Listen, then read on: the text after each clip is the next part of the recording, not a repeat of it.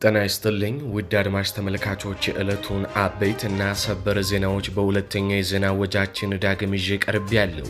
በቅድሚያም አርዕስተ ዜናዎቹን በማስቀደም እጀምራለሁ። የፋኖ ኃይሎች ከአዲስ አበባ አቅራቢያ በዛሬው ዕለት ግንቦት 14 ቀን በአገዛዙ ጦር ላይ መብረቃዊ ጥቃት ፈጸሙ። የፋኖ ኮማንዶዎች ከአገዛዙ የኮማንዶ ጦር ጋር በተፋጠጡበት ውጊያ ፋኖ በኦሮሚያ ድንቅ ኦፕሬሽን መስራቱን አስታውቋል። በሸዋና በኦሮሚያ ቀጠናዎች በዛሬው ዕለት የትላንቱን ሳይጨምር ከባድ ትንቅንቅ ተደርጓል። ዝርዝር ዘገባ ይዘናል። በጎጃም የብልጽግና ጦር እርስ በራሱም ውጊያ መቅጠሙ ሲነገር የአገዛዙ ጦር ሙትና ቁስለኛ ሆነዋል። የአገዛዙ ጦር ምን ገጠመው? ዝርዝር ይዘናል። ወዲህ በአዲስ አበባ ብልጽግና ቲክታከሮችን ጋብዞ የኢትዮጵያ ሕዝብን እውነታ ለመደበቅ እየሞከረ ነው። በዝርዝር የሚዳሰስ ጉዳይ ነው። ከምርጫ ጋር በተያያዘ እንዲሁም በአማራ ክልል ስላለው ውጊያ የአማራ ገበሬዎች ምን ይላሉ የሚለውንም በቪዲዮ ይዘነዋል።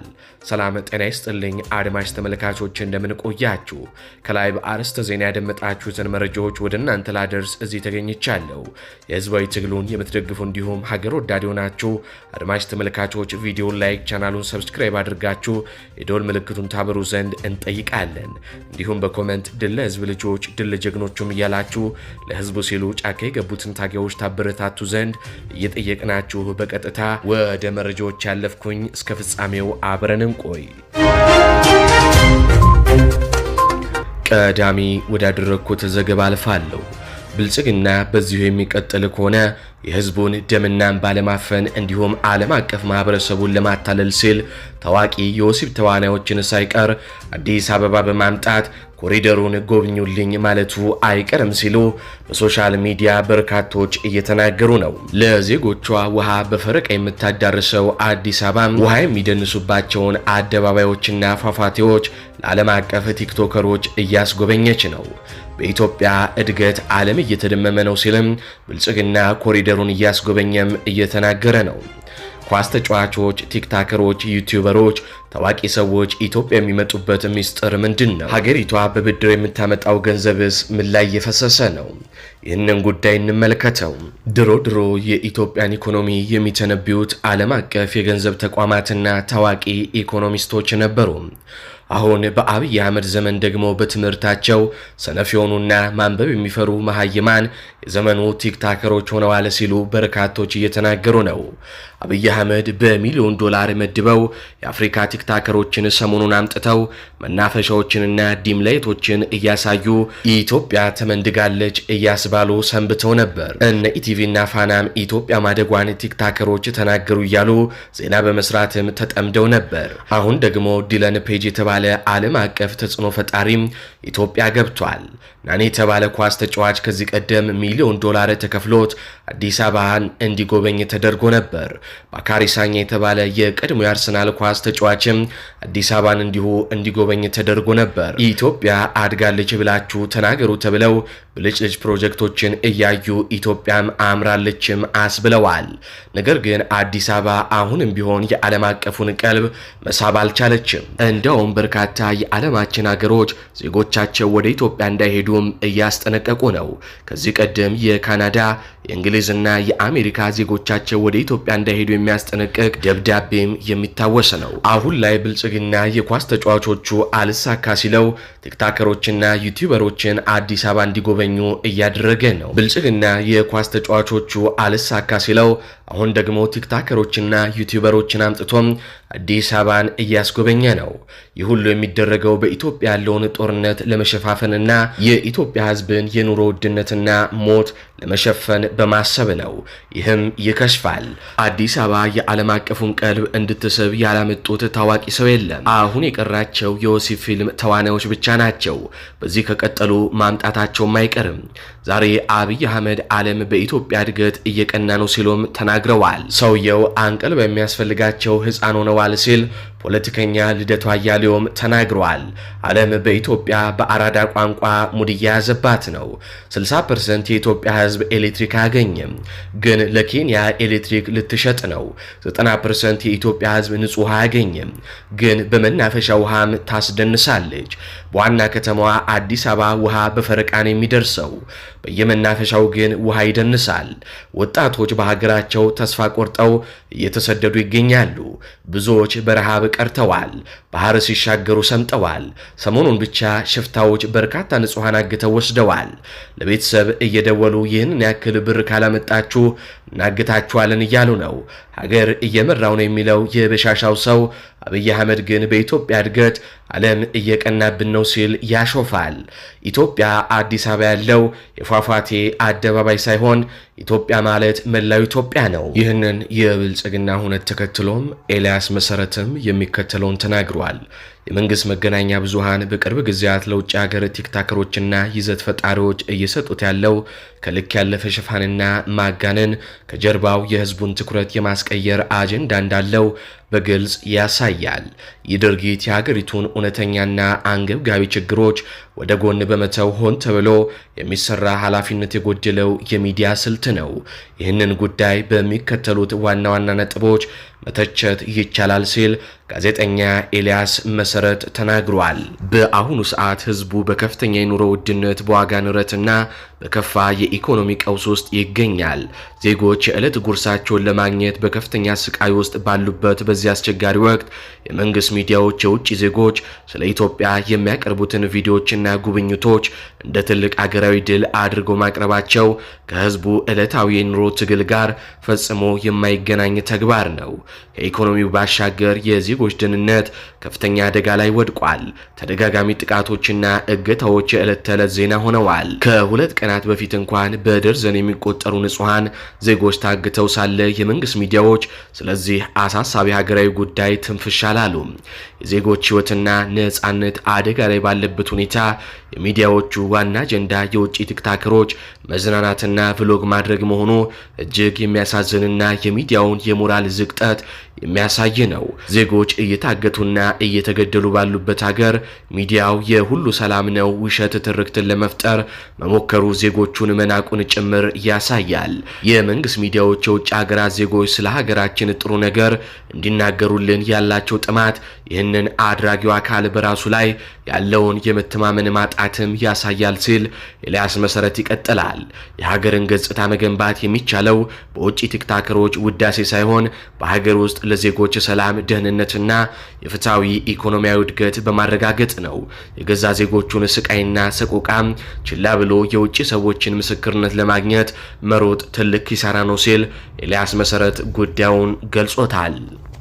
ኢቲቪ ላይ አንድ ዜና አይቼ ነበር። ብዙዎቻችሁ ኢቲቪ ታያለ እንዴ? ምናምን ቴሌቪዥን የለኝም። ፌስቡክ ፔጅ ላይ ግን ኢቲቪ ፖስት ዜናቸው ስለሚመጣልኝ ነው የማየው። ለማንኛውም ዋናው ሀሳብ ምን እንደሆነ ልንገራችሁ። የዲኤልኤም ፔጅ ነው ምናምን የሚባል አንድ ቲክቶከር ኢትዮጵያ ውስጥ መጥቷል እና ዜናው የሚለው በፈጣን ዜና አቀራረቡ የሚታወቀው አሉ። አይሆፕ ልጁ ፈጣን ሊሆን ይችላል። ስለዚህ ምን አድርጉት መሰላችሁ? ይሄኛውን አድዋ ፕሮጀክት ምናምን ታሳዩት። አሊ ዶሮ ላይ እዚህ ገብረ ቁራቻ አንድ መኪና ሙሉ ሰው ታግቷል እና እሱ እንዲዘግብ ቢያንስ እድል ስጡት እና ኢትዮጵያ ውስጥ ያሉ የዜና አቅራቢ ኮንቴንት ክሬተሮች ምናምን ቲክቶከር የሚባሉ ሰዎች ጠቅላላ በኢትዮጵያ ሞትና መከራ ላይ ነጋዴዎች ናቸውና እነዚህ አይነት ነገሮችን ዝም በማለት ማይረባ አስፋልትና ምናምንና ቅጠላቅጠል በማስጎብኘት የሚሻቅለው የሚያድሩ ናቸው ሁሉ ማለት ይቻላልና በእርግጥ እሱም ቢሆን ኢትዮጵያ ውስጥ የመጣው ተከፍሎት እንደሆነ እናውቃለን። ሳይከፈለው እግሩ እንደማያነሳ እናውቃለን። ከመንግስት ተከፋይ ነው እሱ። ቢሆንም ያው አጠገቡ ያላችሁ ሰዎች ምናምን ዜና የማቅረብ ፍላጎት ስላለው ልጁ ቢያንስ እንደዚህ አይነት ነገሮችን ያርግ። እኔ ትዝ ይለኛል የዛሬ ዓመት እዚህ ከመምጣቴ ከአንድ ሳምንት በፊት ወደዚህ ከመምጣቴ ከአንድ ሳምንት በፊት ልክ እንደዚህ ሰዎች ታግተው ከዛ በኋላ ሰዎች ተገለው እዛ የተገደሉ ሰዎች ቀብር ላይ ነበርኩኝ። ቀብሬ ነው የመጣሁት እዚሁ ገብረ ጉራቻ ላይ ልክ እንደዚሁ ግድያ ተደርጎ ማለት ነው። እነዚህ አሁን ታግቶ የተባሉት አንድ መኪና ሰው እነዚህ ታግቶ የተባሉት አንድ መኪና ሙሉ ሰዎች ይሙቱ ይዳኑ አናውቅም። ዕጣ ፈንታቸው ምን እንደሚሆን አይታወቅምና ነገር ውስጥ ለዲኤልኤም ፔጅ የፖሊስ መኪና ምናምን የሚያጅብክ ለክብር ካርለም በሉት። እንዳትታገት ፈርቶ ሊሆን ይችላል። የሆነ ሰው መጥቶ እንዳይወስድክ ፈርቶ ሊሆን ይችላል። የሆነ ሰው እንዳይገድልክ ፈርቶ ሊሆን ይችላል የሚያጅቡክ እንጂ ስላንተ ክብር ማንም ግድ አይሰጠውም። እና አጠገቡ በጣም ብዙ ቲክቶከሮች እንዳሉ አውቃለሁ እና ይንገሩት። ቅርቡ አይደሉ ይንገሩት፣ እንደዚህ እየሆነ ነው ምናምን ይበሉት። መቼ ከህዝብ ጎን እንደሚቆሙ ባናቅም እነዚህ ቲክቶከሮች ግን ቢያንስ አሁን ሾክ ይበሉት፣ በጆሮ አንሾካሽኮ ይንገሩት። በቃ እንደዚህ አለ ኢትዮጵያ ውስጥ ምናምን ብሎ የማይረባ ቅጠልና ኮንክሪት አታስጎብኙት ለማለት ያለው እና ሜንሽን አድርጉላቸው ለነዛ ቲክቶከሮች ይሄን ቪዲዮ። በቀጥታ ከአማራ ክልል ወዳገኟቸው አበይትና ሰበር የጦር ግንባር መረጃዎች አልፋሉ። በየዱሃ ከተማ የአገዛዙ ቅጥረኛ ሰራዊት እርስ በራሱ ተኩስ ገጥሞ ሙትና ቁስለኛ መሆኑ ተነገረ። በትላንትናው ዕለት ከምሽቱ 5 ሰዓት በሸበል በረንታ የዱሃ ከተማ ሰፍሮ የሚገኘው የአገዛዙ ወንበር ጠባቂ መከላከያና ሚሊሻ ሰራዊት እርስ በራሱ ሲታኮስ አድሯል። የአገዛዙ ሰራዊት እርስ በእርሱ ለመታኮስ ምክንያት የሆነው በቅርብ ቀን ወደ 64ኛ ክፍለ ጦር የተቀላቀለ ሚሊሻም አለ ያለሙ የተባለ አርሶ አደር የቀንድ ከብት ለእርገት ክብረ በዓል መዋያም ለመውሰድ ባለመግባባታቸው የተነሳ መሆኑንም ተረጋግጧል። በየዱሃ ከተማ የእርስ በርስ ተኩስ ልውውጥ በደረሰው ጉዳት ቢላው አየለ የተባለ ሚሊሻ ወዲያውኑ ሲገደል 2 የመከላከያና 1 የሚሊሻ አባል ከባድና ቀላል ቁስለኛ መሆናቸውንም የዱሃ የመጀመሪያ ደረጃ ሆስፒታል መግባታቸውንም ከቦታ የሚገኙ የመረጃ ምንጮቻችን ገልጸውልናል። ይህ በእንዲህ እንዳለ የብልጽግና ፓርቲ የክልል ምክር ቤት እጩ ተወዳዳሪም ፋኖን ተቀላቀለ።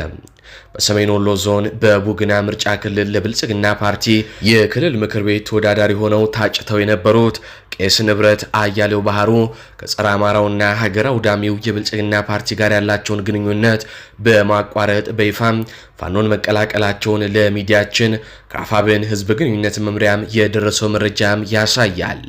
ቄስ ንብረት ያያለው በአማራ ህዝብ ላይ የሚፈጸመውን እልቂት በምርጫ ስም እንዲራዘም አልተባበርም፣ የብልጽግናን የምርጫ ቀልድ አላበጅም በሚል ነው በአፋብን ምኒልክ እስር በሚገኘው ግዙፉ 303ኛ ላስታ ሳምነው ኮርን የተቀላቀሉትም ተብሏል። ይህ እርምጃ በክልሉ ውስጥ ብልጽግና ፓርቲ ተቀባይነት ማጣቱንና በአንጻሩ ደግሞ የፋኖ ትግል ቅቡልነት እያደገ መምጣቱን በገሃድ የሚያሳይ እንደሆነም ነው የተነገረው። ይህ በእንዲህ እንዳለ ወደ ሰበር ዜናችን ስናልፍ የኃይለ ማርያም ማሞ ክፍለ ጦር ከአዲስ አበባ በቅርብ ርቀት ላይ ድል ሲቀዳጅ የኮሩ ቃኝን ጨምሮ ከአጼ አምደ ጽዮን ኮር የተወጣጡ የክፍለ ጦሩ ሻለቃዎች ወደ ሳሲት ቀጠና ለዘረፋ በተንቀሳቀሰው የአገዛዙ ሰራዊት ላይ የተቀናጀ ጥቃት እየፈጸሙ ይገኛሉ። ይህ ጥቃት የማታውን የሸኖ አቅራቢያ ጥቃት የማያካትትም ነው። የብልጽግና ኃይል መነሻውን ከሞጆና ወደራ ወረዳ ሰላ ድንጋይ ከተማ በማድረግ ወደ ሳሲትና አካባቢው በዛሬው ዕለት ግንቦት 14 ቀን 2018 ዓ.ም የተንቀሳቀሰ ሲሆን የአፋብን ሸዋ ጠቅላይ ግዛት እዝ አሳምነው እዝ የጀግናው አጼ አምደ ጽዮን ኮር አህዶች ከረፋዱ 2 ሰዓት ጀምሮ በከፍተኛ መናበብ እያደረጉት ባለው የተቀናጀ ውጊያ ገና ከጀምሮም የብልጽግናውን ሰራዊት ከፍተኛ ጉዳት እንዲያስተናግድ በማድረግ ከፍተኛ ድል እየተቀናጁ ነው። የአገዛዙ 104ኛ ኮማንዶ ክፍለ ጦርና በርካታ የጥምር ጦር ስብስቡን አስከትሎ በሞርተርና በዙ 23 እንዲሁም በበርካታ ዶሽቃ የታጀበ ውጊያ ቢያደርግም የፋኖ ሰራዊት ሰፊ ቀጠና ወስዶ አድማሱን ባሰፋው የውጊያ ቀጠና በፊላጌት በአባ በርሶማ በአይሶፌ በሸጋ ገበያና በእምቧይ ባድ የብልጽግናን ኃይል ከበባ ውስጥ በማስገባት ከመቼውም ጊዜ በላይ የኮሮ አሃዶች ያቀናጀ በአገዛዙ የብልጽግና ኃይል ላይ የተናበበ ውጊያ እያደረጉ ይገኛሉ ሲል ኮሩ በመረጃው ለሚዲያችን ገልጿል። በተመሳሳይ የግንባር መረጃ የከሰም ኮር ኃይለ ማርያም ማሞ ክፍለ ጦር ሰላም ሰው 3ኛ ሻለቃ ከአዲስ አበባ በቅርብ ርቀት ላይ ድል መቀናጀቱም ታውቋል።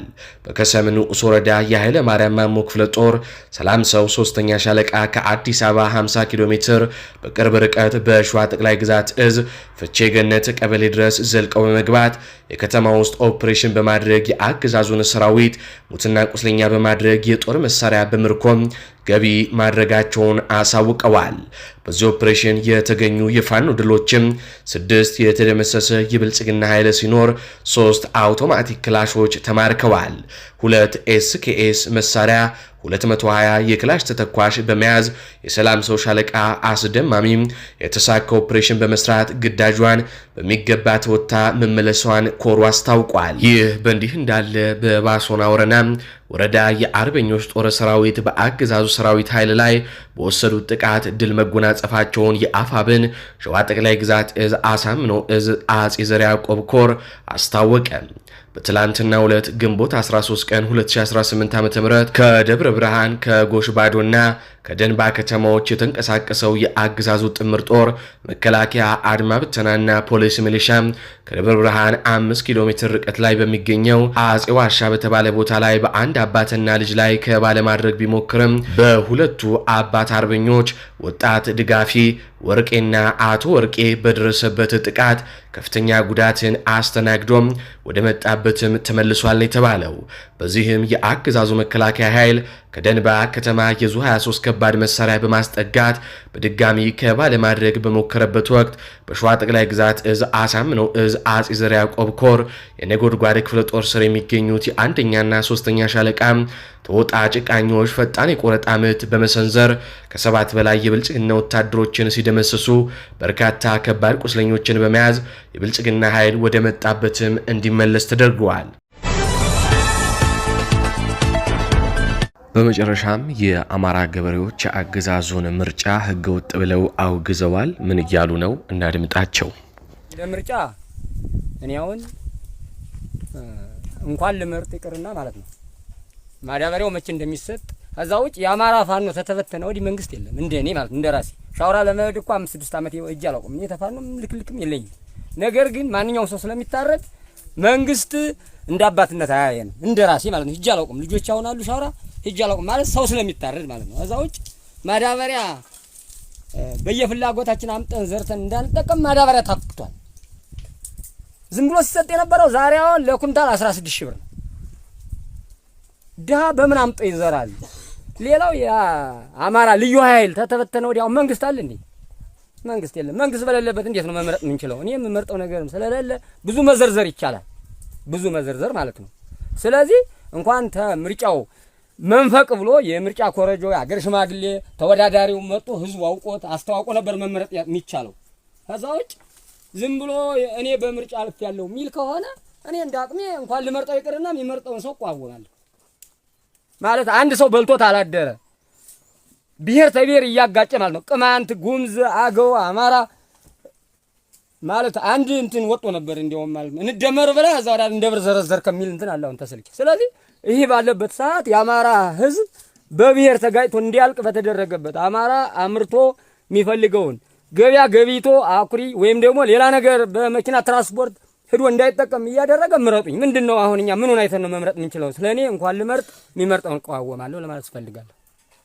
ለምሳሌ መንግስት ምረጡኝ የሚል ምርጫ በየከተማው እያካሄደ ነው የሚል ነገር አለ። እኛም በአጋጣሚም ያው እየሰማን ነው። መንግስት ምርጫ መካሄድ ያለበት ኮረጆ ተዘጋጅቶ የአገር ሽማግሌዎችና ተፋካካሪ ፓርቲዎችን እዞ ነው አሳዋቂዎች ተመርጠው በየቀበሌው ነው የሚሄድ የነበረ እናውቀዋለን።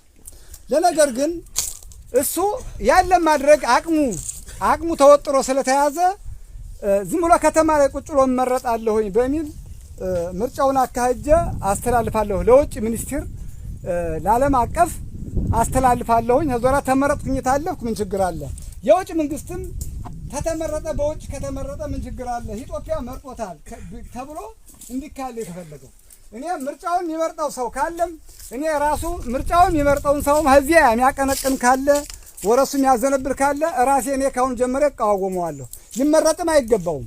ለምሳሌ ማዳበሪያን በመሰለ አግቶ ካልተመረጥኩኝ አልሰጥም በሚል መጀመሪያ በብድር ሲሰጥ የነበረውንና አሁን ደግሞ ዋጋ ነር እያደረገ በርካታ ብር አድርጎ ከተመረጥኩኝ ሰጣለሁ ብሎ አግቶ ላይ ከተማ ያስቀመጠ ነው። በተለያየ ነዳጆች አሉ፣ ነዳጆች ተለቀዋል። ለነገር ግን አግቷቸዋል። እሱ ነው አግቶ አማራን ማሰቃየት አለብኝ ነው። አማራ መሰቃየት አለበት። አማራን አርዳለሁ፣ እገላለሁ፣ እቆርጣለሁ ብሎ ከማምሎ የወጣበት ኬዝ አለ። ያን ኬዝ መቼም ያን ተረግጦ ለመመረጥ ስለፈለገ ነው። እንደኔ እንደ ራሴ እንደ ህዝቤም ቢሆን መንግስትን እመርጣለሁ ወይም እመረጣለሁ ብሎ አስቦ ከሆነ ስህተት ነው። ሁላችንም ተራርደን መሞት ነው። አልፈልግም። እኔም አልመርጠውም። የሚመርጥ አካል ካለም ካሁን ጀምሬ እኔ እቃወመዋለሁ። መሳሪያ ባልዝም ባልታጠቅም ተቃዋሚው ዋናው ለመንግስት ተቃዋሚው እኔ ነኝ። ለምን ይሄን አማራን የሚያርድ አማራን የሚገል አማራ ጦርነት በጦርነት ብቻ አይደለም። አማራ ጦርነት ሰርጉ ነው። አማራ ማለቅ ያለበት ራብ ካልተጨመረበት አይሞትም ከሚል ማዳበሪያውን ሰጠን መንሳት ማዳበሪያ ከለመደ በኋላ ማዳበሪያውን ሪሳ ላይ መግዛቱን እንተዋለን። ከዛ በኋላ ራብ ሲጨመርበት የሚሸነፍ ያለ የሚል ነገር ሐሳብ አለው። ይሄን ሐሳብ እኛ አንዳንዶች እናውቃለን። በርግጥ ሌላው ባያውቅም ይሄንም ዙረን ማሳወቅ ወይም ደግሞ ማሰልጠን ወይም ደግሞ ማስተማርን እንጠብቃለን። ጨርሻለሁኝ። አመሰግናለሁ። መንግስት እንደ መንግስትም አላየውም።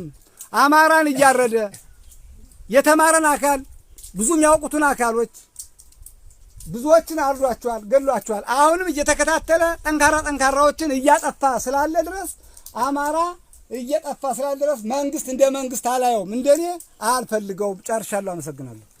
ጥሩ ነው። እድል ስለተሰጠኝ አመሰግናለሁ። ደስ ያበበ ነው የምባል ያለው ተዚህ ቀበሌ ነዋሪ ነኝ። በ74 ዓመተ ምህረት ተመጣው ተዚህ ቦታ አለቀቁ አለ። ከዚያ ስንወር ግን አልሰርቅም፣ አልቀማም፣ አልገልም፣ አልሸረሙጥም።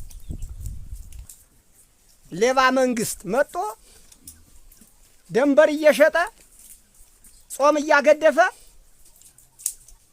ሃይማኖት እየሻረ ጥም አይመረጥም ተቦታም አይቀመጥም እያለ እኔ ከዚህ ሰሞን 3 ወሯ ልጄ የልጅ አዳ ተቀምጣ ይሄ ዲጂታል ነው ዲጂታል የሚሉት መታወቂያ ስለሌለኝ ብትሞትም አልቀበርኳትም። ልጄ 3 ወር ተቀምጣ ወልዳ ስትመጣ ሳልር ነው። ከዚህ የሚያፈናቅል እናትና ልጅን አባትና ልጅን የሚለይ መንግስት ነው። ይሄንን መርጠዋለን። ሰማይና መሬት መገናኘት ማለት ነው። እኛ ሳይሆን ምን መርጠው ቦት ገብተን አልመጣልንም፣ አልደረሰም፣ ተደጃፋችን አልቆፈቆፈም። ወረዳ ባለበት ቦታ ነው ኑሮ ኮረጆ የሚተነትን። እንዲያውም የኛ የአማራ የቆመ ድርጅት እየመታቸው ነው ያለ። በበለሳ በዚያ ካርድ የሚበትኑትም መቷቸዋል። እውነተኛ ነው። ምን ሰማውም ምናውቀውም እስከሆነ ድረስ በስልክም በምንም ስለምንሰማው አይደለም ወይ ሞላ ይባላል።